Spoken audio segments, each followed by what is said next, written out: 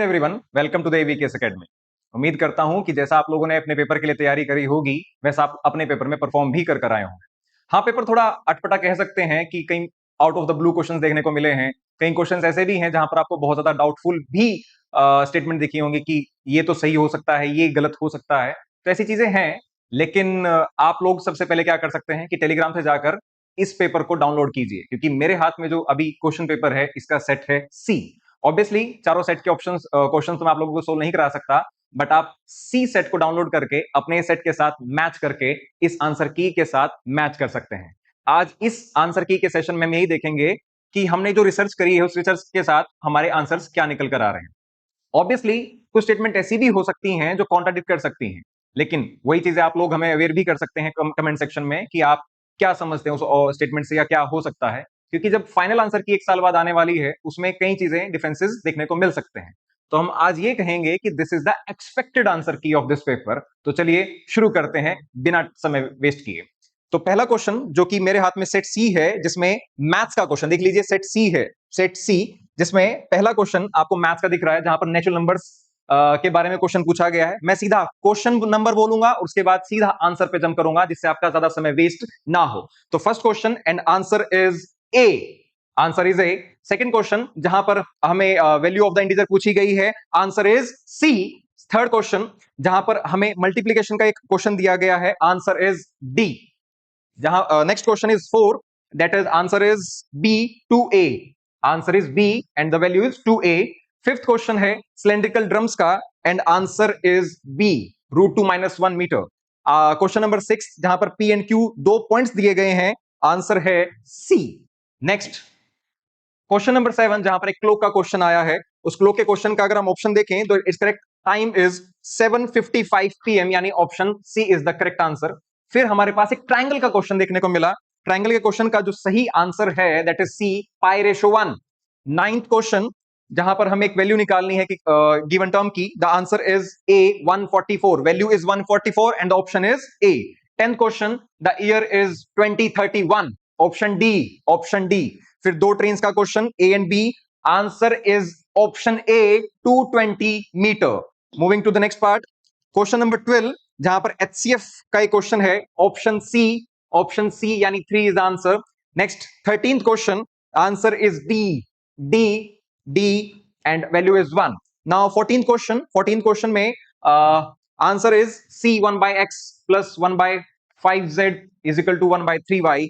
15th question, answer is B and the value is 1।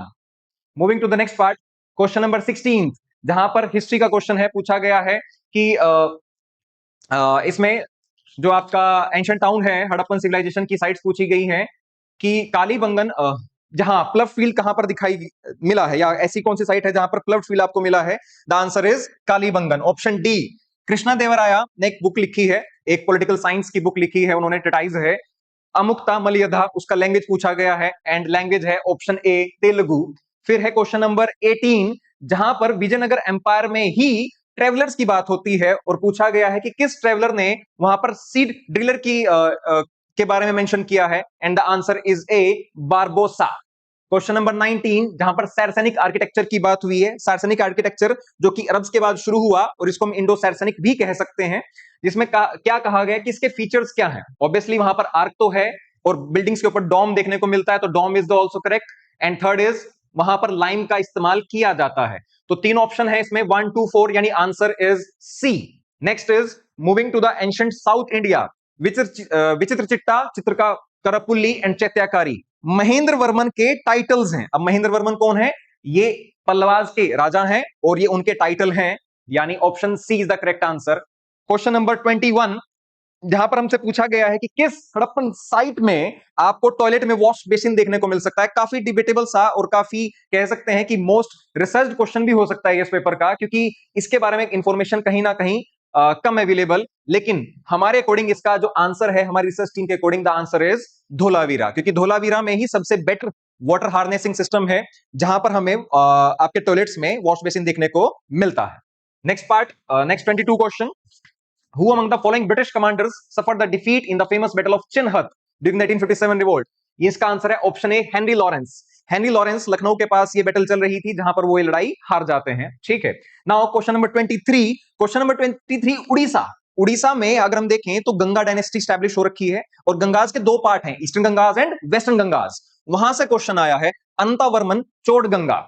अनंतावर्मन चोड़गंगा की बात करें तो इस डायनेस्टी के सबसे इंपॉर्टेंट राजा हैं, उन्होंने ही कंसोलिडेट भी किया था इस एम्पायर को, और वो संस्कृत, तेलुगु और उड़िया भाषा के बहुत अच्छे पैटर्न भी थे, यानी स्टेटमेंट 1 इज करेक्ट। फिर हम बात करें कोणार्क टेंपल, क्या इन्होंने ही बनवाया था? नहीं, ये स्टेटमेंट बिल्कुल गलत है। कोणार्क टेंपल नरसिम्हा देवा फर्स्ट ने बनवाया था, तो ऑप्शन सेकंड स्टेटमेंट आपकी गलत हो जाती है। फिर उसके बाद बात करते हैं थर्ड स्टेटमेंट, नरसिम्हा वर्मन जो है बिल्कुल सही है, उड़ीसा को वो आपके फॉरेन इन्वेजन से बचा रहे हैं। कहां से इन्वेजन हो रहा था? बंगाल रीजन से मुस्लिम्स का इन्वेजन हो रहा था, यानी स्टेटमेंट थर्ड इज करेक्ट। तो first and third is correct. और यहां पर पूछा गया है हाउ मेनी, ध्यान रहे यहां पर विच ऑफ द फॉलोइंग नहीं पूछा गया, यहां पर पूछा गया कि how many of the following statements are correct. तो भैया दो करेक्ट हैं, आप ऑप्शन है B, option is B. Now next thing is, यहां पर आपको ऑथर और लिटरेरी वर्क्स दे रखा है, उसमें से पूछा है again same thing, how many of the following pairs are correctly matched, इसमें से कितने पेयर करेक्टली मैच्ड हैं?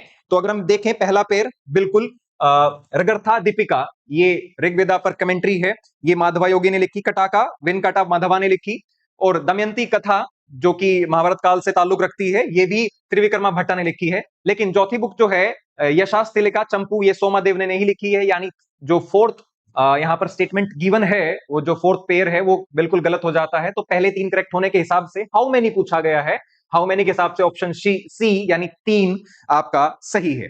नेक्स्ट अगेन हिस्ट्री से क्वेश्चन, जहां पर अगेन मैच द फॉलोइंग में क्वेश्चन पूछा गया और हाउ मेनी करके पूछा गया कि इनमें से कौन सा राजा कौन सी डायनेस्टी से बिलोंग करते हैं। अगर हम बात करें लक्ष्मीकर्णा की, जी नहीं, वो पाला से नहीं बल्कि कालाचुरी डायनेस्टी से बिलोंग करते हैं, कालाचुरी से, यानी पहला तो बिल्कुल गलत हो गया। भीमा फर्स्ट की बात करें तो भीमा फर्स्ट का नाम आपने सोलंकीज में सुना होगा, सोलंकीज को हम चालुक्याज ऑफ गुजरात भी कहते हैं, यानी इट इज करेक्ट। जयपाला की बात करें तो अगर हम कश्मीर में देखें तो कश्मीर में हिंदू शाही डायनेस्टी है और वहीं से नाम शाहिया डायनेस्टी आया, यानी जयपाला इज ऑल्सो करेक्ट। फिर ललित आदित्य मुक्तापिता की बात करें, कश्मीर के मोस्ट इंपोर्टेंट राजा हैं, लेकिन उनकी डायनेस्टी उत्पाला नहीं बल्कि करकोटा डायनेस्टी है, यानी फोर्थ इज ऑल्सो इनकरेक्ट। तो यहां पर सेकंड एंड थर्ड सही है, फर्स्ट और फोर्थ गलत है, लेकिन पूछा क्या गया है how many of the following are correctly matched, यानी option B is the correct answer, यानी दो ही सिर्फ सही है और दो गलत हैं। आगे चलें, क्वेश्चन नंबर 26 अगेन हिस्ट्री से क्वेश्चन है, मॉडर्न हिस्ट्री में, जहां पर डिप्रेस्ड क्लासेस कॉन्फ्रेंस के बारे में चीजें पूछी गई हैं। इसका पहला कॉन्फ्रेंस कहा गया कि 1926 में हुआ, जी नहीं, ये स्टेटमेंट गलत है, 1930 में हुआ बी आर अम्बेडकर के अंडर।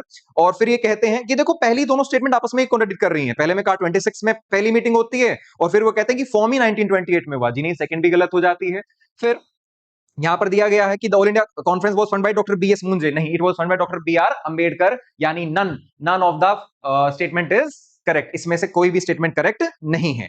नेक्स्ट क्वेश्चन अगर हम आगे चलें तो यहां पर टेंपल से क्वेश्चन दिया गया है और पूछा गया है कि how many of the following statement are correct. ये क्वेश्चन देखो बहुत कह सकते हैं कि मुश्किल सा क्वेश्चन है, लेकिन यहां पर एक चीज है, यहां पर अगर आप थर्ड स्टेटमेंट में देखें, the Jageshwar temple is located in the Garhwal region, ये गढ़वाल रीजन ही गलत दे रखा है। अगर हम देखें गढ़वाल एंड हिमालयाज में, अगर लोअर हिमालयाज की बात की जाए तो वहां पर दो रीजन आ जाते हैं, गढ़वाल एंड कुमाऊं। ये मंदिर गढ़वाल रीजन में ना होकर कुमाऊं रीजन में है, यानी थर्ड स्टेटमेंट आपकी क्या है, गलत है। और यहां पर पूछा गया है कि कितनी सही है, बाकी तीनों स्टेटमेंट आपकी सही हो जाती हैं, 1, 2 और 4, यानी आपका सही आंसर है सी, यानी third. The endangered system in the tea gardens of Assam was abolished in which year? किस साल में इंडेंजर्ड लेबर को एबोलिश किया गया, ये पूछा गया सवाल में। देखो लीगली देखा जाए तो एक्ट पास हुआ था 1926 में और 1934 में ऑन द ग्राउंड इसको हटा दिया गया था। लेकिन देखो 1934 में जब ही तो उसको हटाया गया होगा जब उस पर कोई एक्शन लिया गया होगा, और एक्शन कब लिया गया, 1926 में, यानी on the paper it was एबोलिश्ड in the 1926। तो आंसर इज ए।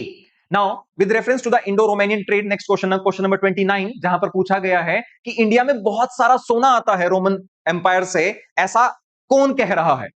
कौन कह रहा है? प्लिनी कह रहे हैं और डियो कह रहे हैं, यानी second and fourth is the correct. Strabo और टॉलेमी नहीं कह रहे हैं इस बात को, यानी 2 and 4 यानी C is the correct answer. फिर यहां पर बात आ जाती है क्वेश्चन नंबर 30 में, कात्यापादी सिस्टम, पराहिता सिस्टम एंड दृग गणिता सिस्टम, ये किस चीज से ताल्लुक रखते हैं? ये तीनों सिस्टम एस्ट्रोनॉमी के हैं, यानी option A is the correct answer. Moving to the next question, question number, ये ज्योग्राफी का है। ज्योग्राफी में अगर हम बात करें, यहां पर क्या कहा है, विच of the following is statement is correct. This is 0 degree, this is 180 degree. अगर हम यहां से 0 से 180 की तरफ जाएं तो 12 घंटे का गैप आता है, यही कह रहे हैं वो कि आप किसी भी तरफ से जाएं, 0 और 180 में कितना डिफरेंस है, 12 घंटे का, यानी पहली स्टेटमेंट करेक्ट है। फिर अ पर्सन मूविंग ईस्टवर्ड, यानी वेस्ट से ईस्ट की तरफ जा रहा है। आप लोगों को पता ही है कि 24 घंटे का गैप आता है इस लाइन को क्रॉस करते ही, डेट लाइन कहते हैं, इंटरनेशनल डेट लाइन को हम। तो अगर कोई इंसान वेस्ट साइड पर है और वहां पर ट्यूसडे है, वो उसको ईस्ट की तरफ जाते हुए क्रॉस करता है, तो वो ट्यूसडे वेंसडे कहेगा या नहीं कहेगा? बिल्कुल कहेगा, क्योंकि वो अगले दिन आगे चला जाएगा। अगर आपको कंसेप्ट अच्छे से पता हो तो यहां पर दोनों स्टेटमेंट करेक्ट हो जाती हैं। Option C is the correct answer. C and 1 and 2 both are correct. Now moving to the next question 32, जहां पर वेदरिंग से क्वेश्चन पूछा गया है। इसका आंसर है बी, यानी 1 and 2। Third statement is incorrect. Third statement इसलिए इनकरेक्ट है क्योंकि सॉल्ट वेदरिंग केमिकल वेदरिंग का एग्जांपल ना होकर बल्कि फिजिकल वेदरिंग का एग्जांपल है। So answer B is the correct. Now moving to the 33 question, again यहां पर जियोमॉर्फोलॉजी का क्वेश्चन, जहां पर पूछा गया है कि which of the following is a rapid movement, Tej movement इनमें से कौन सी है? क्रीप बिल्कुल स्लो होती है। मड फ्लो की बात की जाए तो इट इज समवॉट फास्ट है।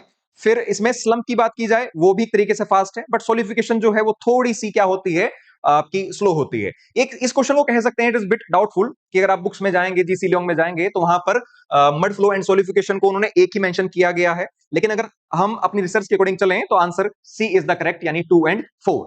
फिर स्ट्रेटोवोल्केनोज की बात की गई, हमेशा टोल होते हैं, बिल्कुल लेयर्स में बने होते हैं। फेल्सिक यानी एसिडिक मैग्मा होता है, पहली statement is correct.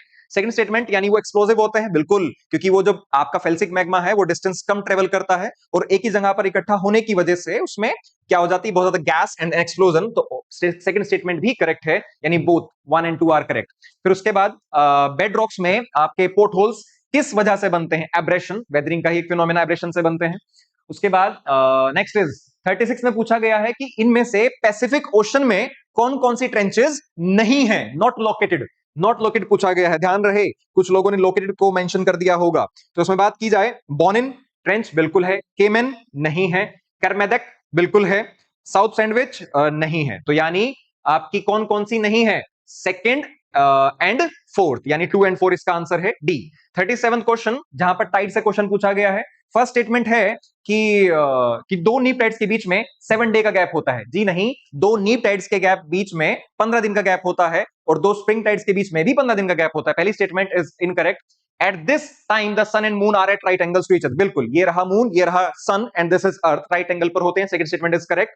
The moon's attraction is diminished, बिल्कुल काउंटरैक्ट करते हैं, तो आपस में second and third statement are correct. Answer is D, यानी 37 इज द डी आंसर। उसके बाद है 38 करेक्टली मैच्ड, यहां पर वाटरवेज के बारे में पूछा गया है। नेशनल वाटरवे नंबर 1 गंगा में है, 10 अंबा में है, 100 तापी में है, तीनों करेक्ट, यानी 1 2 3 इज द करेक्ट आंसर। 39 में पूछा गया है कि शहीद आजम सरदार भगत सिंह हरियावाल लहर किस स्टेट ने इनोग्रेट किया? तो ये इन्वायरमेंट प्रोजेक्ट है, it was launched in the Punjab.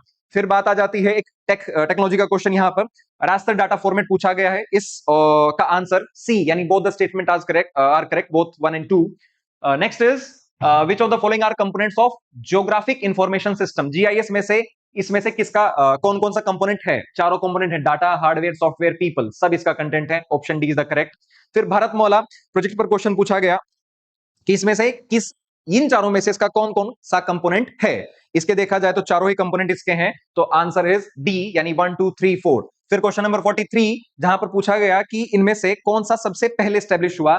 IT Delhi की बात करें 1961 में, फिर इसके बाद आईआईएसईआर की बात करें 2006 में, पेट्रोलियम इंस्टीट्यूट जो है 1960 में स्टैब्लिश हुआ और आईएम अहमदाबाद 1961 में। तो आंसर इज सी, यानी इंडियन पेट्रोलियम इंस्टीट्यूट देहरादून 1960 में स्टैब्लिश होता है। फिर आपकी बात आती है कि which one of the following is not correct about Jal Jeevan mission? Option A is the answer. Question number 45, the cities of Hiroshima and Nagasaki, जहां पर आपके little boy and fat man गिराए गए थे, वो कौन से आइलैंड्स पर हैं? Answer is C correct, Honshu and the Kyushu respectively, यानी हिरोशिमा आपका होन्शु पर है और नागासाकी क्यूशु पर है। नेक्स्ट करेक्टली मैच्ड में आपका इकोनॉमिक्स का क्वेश्चन, माइक्रो इकोनॉमिक्स का क्वेश्चन है। यहां पर दिया गया है कि which of the following regarding the nature of goods and income elasticity. जैसे कि आपको पता ही है कि जब इंसान की इनकम बढ़ती है तो उसका कंजप्शन भी बढ़ता है, लेकिन हम इंफीरियर गुड्स की भी बात करते हैं कि कोई जो घटिया तरीके का सामान है, जब किसी इंसान की इनकम बढ़ती है तो उसे कम खरीदता है, अच्छी क्वालिटी का सामान ज्यादा खरीदता है।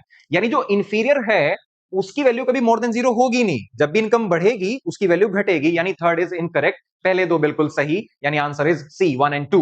47 की बात की जाए, अगेन माइक्रो इकोनॉमिक्स का क्वेश्चन, जहां पर स्टेटमेंट दे रखी है perfectly elastic demand is associated with the competitive firm. बिल्कुल सही। Second statement, perfectly inelastic demand is associated with the monopolistically competitive firm. काफी वेग सा स्टेटमेंट है, बट इट इज इनकरेक्ट हम अकॉर्डिंग टू आवर रिसर्च। तो answer is A, यानी one only. Next is the comparative advantage theory, कैट के बारे में यहां पर आपसे क्वेश्चन पूछा गया। Answer is C, C option is the correct.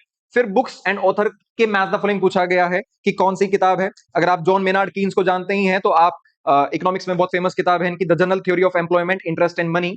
तो इसके हिसाब से देखा जाए तो B is the correct answer.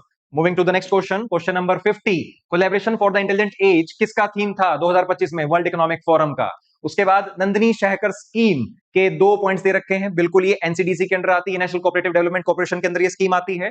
साथ ही साथ इसका स्ट्राइकिंग फीचर है, देयर इज नो मिनिमम और maximum limit on the financial assistance. Women empowerment की बात होती है यहां पर, और यहां पर ये पॉइंट बहुत जरूरी है क्योंकि फाइनेंशियल असिस्टेंस पर कभी ना कभी कोई मिनिमम और मैक्सिमम पॉइंट तो लगाया ही जाएगा, लेकिन यहां पर ना तो कोई मिनिमम है और ना कोई मैक्सिमम है। तो both the statements are correct and answer is C. 51 का सी इज द आंसर। 52 की बात की जाए कि बजट में सबसे ज्यादा एलोकेशन किसको मिला, इंटरेस्ट पेमेंट को। करीबन 24% तो खर्चा हमारा इंटरेस्ट पेमेंट में ही चला जाता है। 52 का C answer. Moving to the 53rd question, 53rd का आंसर है B, it is 2 only. 54th का क्वेश्चन, यहां पर इंजन्स ऑफ डेवलपमेंट की बात हुई थी यूनियन बजट में, और उसमें से बात की गई थी कि उसके 4 कंपोनेंट क्या हैं। 4 कंपोनेंट में से अगर हम बात करें, एग्रीकल्चर है, इन्वेस्टमेंट है, एक्सपोर्ट है और एमएसएम ही है। लेकिन यहां पर चौथा क्या दे दिया है, टेक्सटाइल। और यहां पर ही तो पूछा है कि which of the following is not identified as the engine of development, यानी आंसर इज ए। 54th का A, textile is answer. Moving to the next question, 55 में पूछा गया है कि इनमें से कौन सी ऐसी स्कीम है जो रिटेल और सप्लाई चेन को बेटर करने के लिए बनाई गई। आंसर इज ए, प्रधानमंत्री किसान संपदा योजना। 56 जहां पर पूछा गया कि कौन सा financial institution purchasing manager index देता है हर महीने, that is HSBC। 57th question, जहां पर आपसे पूछा गया है कि which of the following statement is not correct, the G20 was formed in 2001, it is incorrect. 58th question में यूनियन बजट में पूछा गया सॉवरेन ग्रीन बॉन्ड्स के बारे में, and answer is 22, 23, that is option A is the correct answer. फिर 59th question में आपसे पूछा गया कि फिस्कल डेफिसिट जीडीपी का कितना परसेंटेज है in the budget estimate of 25-26, the answer is 4.4%। आपको उम्मीद है कि फिस्कल डेफिसिट के बारे में पता ही होगा। क्वेश्चन नंबर 60, जहां पर कोड ऑन वेजेस की बात की गई है, कब नोटिफाई किया गया, ऑप्शन ए 2019, 2019।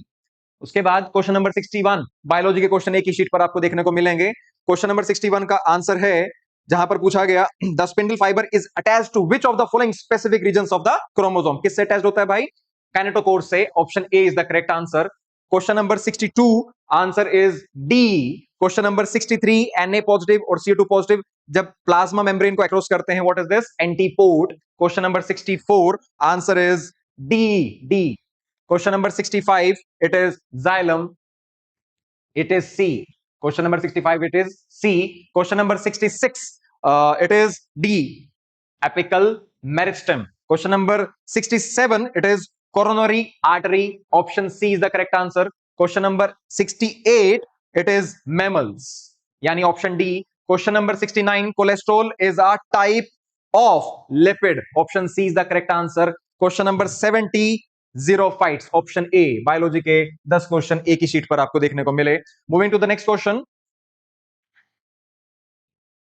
क्वेश्चन नंबर 71, यहां पर कंप्यूटर का क्वेश्चन आपको देखने का मिला, और क्या पूछा इसने कि which of the language is oldest. Option D, Fortran is the oldest. Question number 72, natural language processing, C is the correct answer, artificial intelligence की application. Question number 73, correct term पूछा है जहां पर नंबर ऑफ वायर्स जुड़ जाती हैं, इसका answer है डी, बस। Question number 74, consider the following small memory, less expensive memory, fast memory, cache memory के कौन कौन से फीचर हैं, द आंसर इज 1 and 3, यानी C is the option. Question number 75, 1 gigabyte in binary system is equivalent to, सबसे आसान question, 1024 megabytes. The seasonal variation, भैया seasons में जो आपकी सोलर एनर्जी है, सर्दियों में कम धूप क्यों, गर्मियों में ज्यादा धूप क्यों, because it depends upon the inclination of the earth about its axis. आप लोगों को पता ही ज्योग्राफी में कि अर्थ टिल्ट होती है तो सनलाइट में वेरिएशन आता है। तो D is the correct answer of that question. Answer convention किस चीज से कनेक्टेड है, it is conservation of wetlands. आसान क्वेश्चन। आईपीसीसी के बारे में पूछा है, बिल्कुल ये इंटरनेशनल बॉडी है जो गवर्नमेंट्स को साइंटिफिक चीजें प्रोवाइड कराती है to make the policies for the conservation of environment, but 1988 में बनाया गया बाय डब्ल्यूएमओ और दूसरी बॉडी यूएनईपी। अब यूएनईपी यहां पे मेंशन नहीं है, लेकिन डब्ल्यूएमओ यहां पर मेंशन है, तो सेकंड स्टेटमेंट करेक्ट है। अब यूपीएससी ऐसा भी हो सकता है कि यूएनईपी यहां पर नहीं दिया है, यानी मैंने इनकम्प्लीट स्टेटमेंट दी है, तो उसे गलत भी मान सकता है, बट अभी के लिए हम स्टेटमेंट को सही मानेंगे, यानी option C is 1 and 2 both are correct. Question number 79 की क्लाइमेट टारगेट क्या है? पहली स्टेटमेंट गलत, ठीक। सेकंड स्टेटमेंट बिल्कुल सही, थर्ड स्टेटमेंट बिल्कुल सही, नेट जीरो एमिशन 2070 तक, तो option B is the correct answer. Question number 80 कौन सा ग्रीन हाउस नहीं है? Fluorinated gas, D. उसके बाद क्वेश्चन नंबर 81 यहां पर पूछा गया है कि which one of the following principles of physics is primarily used in the sonography में क्या यूज होता है? Doppler effect. बार बार क्वेश्चन देखने को मिलता भी है आपको। Which one of the following laws states the magnetic monopoles do not exist? ऐसा कौन कहता है? गॉस लॉ कहते हैं। Option A is the correct. फिर question number 83 the larger area under the hysteresis curve, BH curve में ये क्या चीज शो करता है? एक्सटेंट ऑफ लेगिंग को शो करता है, यानी option C is the correct answer of 83। Question number 84 answer B is the correct. The second law of thermodynamics, the working principle of refrigerator, किस पे काम करता है fridge? The second law of the thermodynamics. उसके बाद when sunlight या white light falls upon a triangular glass prism तो क्या होता है? डिस्पर्जन। 85 डी। 86 की बात की जाए तो it is C option. For a person suffering from a long sight defect the image of a near object is focused behind the retina. उसके बाद क्वेश्चन नंबर 87 जहां पर पोटेंशियल डिफरेंस का एक छोटा सा क्वेश्चन पूछा गया आपसे, option A is the correct, यानी 7A। फिर क्वेश्चन नंबर 88 का option it is C, B is deflected upwards. Question number 89 it is C, thermos flask, C C C यहां पर C, oh okay, this is C. Match the following question है, match the following question, यहां पर C, this is the option correct answer. 90 जहां पर आपसे पूछा गया mechanical properties of the solids के बारे में, what is the correct answer? It is C, यानी 3 ओनली। उसके बाद question number 91 national green hydrogen mission में पूछा गया स्टेटमेंट बेस्ड क्वेश्चन है, और आपसे पूछा गया कि इनमें से कौन सी स्टेटमेंट करेक्ट है? तो कोई भी स्टेटमेंट करेक्ट नहीं है, इट इज डी, दोनों की दोनों स्टेटमेंट गलत, neither one and neither two. 92 question पे बात की जाए तो Indian Poland have agreed to implement the India Poland strategic partnership in terms of a 5 year action plan. Current 5 year plan कौन सा है? कब से प्लान शुरू हुआ? 24 से 28 तक ये काम करेगा। राष्ट्रीय विज्ञान पुरस्कार किसको? प्रोफेसर गोविंदराजन पद्मनाभन को, यानी आंसर ए। उसके बाद 94th question Grameen Bharat Mahotsav, option C is the correct. पूछा गया यहां पर कि कौन सा स्टेटमेंट करेक्ट है? दोनों स्टेटमेंट करेक्ट हैं। Question number 24 it is answer is A, the Indian chemical council, Indian chemical council. उसके बाद क्वेश्चन नंबर 96, आगे नहीं हो रहा सर ये। Question number 96 which of the following statement is not a part of Purvodaya development initiative in the government of India? ठीक है, कौन सी स्टेट में? छत्तीसगढ़, छत्तीसगढ़। इनमें से कौन सी स्टेटमेंट पूछी, कौन सी स्टेट पूछी गई है? Answer is Chhattisgarh. Question number 97 option D is the correct, तीनों स्टेटमेंट यहां पर क्या है? करेक्ट हैं। उसके बाद question number 98 Ghatampur thermal power plant कहां पर? UP, option B is the correct answer. Question number 99 operations दे रखे हैं और ऑपरेशंस को क्रोनोलॉजिकल ऑर्डर में लगाना है हमें, पहले कौन सा उसके बाद कौन सा? Option B is the correct answer. फिर 100 क्वेश्चन जहां पर चांसलर ऑफ जर्मनी के इलेक्शन के बारे में पूछा गया, ऑप्शन ए यानी 1 ओनली इज द करेक्ट। उसके बाद moving to the next question, question number 101 gypsum is not correct, इसके बारे में not correct statement, option B is the not correct, not correct. Question number 102 which of the following statement relating to the carbon and its compound are correct? यहां पर है option D 2, 3, 4।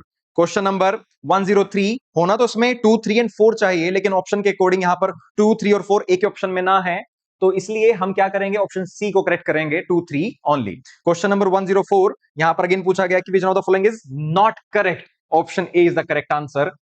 Question number 105 exothermic reaction के बारे में कौन सी statement गलत है या सही नहीं है पूछा गया है, तो क्वेश्चन नंबर 105 का सही आंसर है बी, बी। फिर question number 106 match the following पूछा गया है, कंपाउंड और केमिकल फॉर्मूला दिया गया है और सही पूछा गया कि सही आंसर क्या है, तो option B is the correct answer, option B. Moving to the next question 107 जहां पर डॉबनर के बारे में following triads was not given by Dobner, कौन सा डॉबनर के द्वारा नहीं दिया गया है? It is D, D. Question number 108 following में से कौन सा करेक्ट आर नॉट करेक्ट, यानी कौन सा करेक्ट नहीं है? तो आंसर सी यानी 2 ओनली, ये नॉट करेक्ट। उसके बाद match the following type of reaction, और रिएक्शन दे रखी है, मैच द फॉलोइंग में बताना है कौन सा सही है, तो मतलब इनको ज्वाइन करना है कि कौन सी टाइप की रिएक्शन का एग्जांपल सामने गिवन है। तो option A is the correct, option A. उसके बाद 110 क्वेश्चन, 110 क्वेश्चन, जहां पर पोटेशियम कार्बोनेट, अमोनियम नाइट्रेट और अमोनियम एसिटेट के बारे में स्टेटमेंट दे रखी है और पूछा गया है कि कौन सी स्टेटमेंट करेक्ट है। Option B is the correct, option B, 2 and 3 only. Next question 111, जहां पर मॉडर्न हिस्ट्री से क्वेश्चन आ गया है। ठीक, मॉडर्न हिस्ट्री में यहाँ पर आपके चार्टर एक्ट दे रखे हैं और पिट्स इंडेक्स दे रखा है, इनमें से इसका एलिमेंट पूछा गया कि कौन सा सही मैच है, तो option C is the correct answer, option C. Question number 112, 1919 से एक्ट है, ये सेकंड स्टेटमेंट गलत हो जाती है क्योंकि सेंट्रल सब्जेक्ट्स की जगह प्रोविंशियल सब्जेक्ट्स को डायरेक्टली में डिफरेंशिएट किया गया था between reserved and the transferred, तो सेकंड स्टेटमेंट गलत होने की वजह से ऑप्शन 1 and 3 यानी C option is the correct answer. फिर आपका question number 113, it is C, C, C is the correct answer, polity का क्वेश्चन। फिर next 114, 114 again polity, C option is the correct answer. Question number 115, match the following है, committees हैं, Balwant Rai Mehta committee, G V Rai committee, L M Singhvi and Ashok Mehta committee, answer is A. 116, यहां पर ये पूछा गया है कि इनमें से कौन सा पहले बना, क्रोनोलॉजी में इसको लगाना है, option B is the correct answer, option B. उसके बाद क्वेश्चन नंबर 117, जहां पर कार्बन ऑफसेट प्लेटफॉर्म के बारे में पूछा गया कि कौन इसे खरीद सकता है, तीनों लोग खरीद सकते हैं, कंपनी भी, ऑर्गेनाइजेशन भी और सिटीजन भी। 1 2 3। क्वेश्चन नंबर 118, किसने सिक्किम प्रजामंडल को बनाया, ऑप्शन ए काजी लेदुफ दौरजी ने बनाया, not correct. Supreme court is a court of record, बिल्कुल। High court is a court of record, बिल्कुल। Subordinate courts are not the court of records, ये स्टेटमेंट क्या हो जाती है, गलत हो जाती है, नॉट करेक्ट पूछा गया है। फर्स्ट गल्फ ऑफ वॉर, बिल्कुल सही है, इराक ने इन्वेजन किया था कुवैत का, पहली स्टेटमेंट सही। सेकंड स्टेटमेंट भी सही, मिखाइल गोर्बाचोव भी प्रेसिडेंट थे जब यूएसएसआर का डिसइंटीग्रेशन हुआ था, और बोरिस येल्त्सिन पहले प्रेसिडेंट बने थे रशिया के जो इलेक्टेड थे, तो तीनों स्टेटमेंट गलत हैं, सॉरी सही हैं। यहां पर पूछा गया है कि how many of the statements given are correct, यहां पर सही पूछी गई हैं, यानी तीनों सही होने की वजह से option D is the correct answer.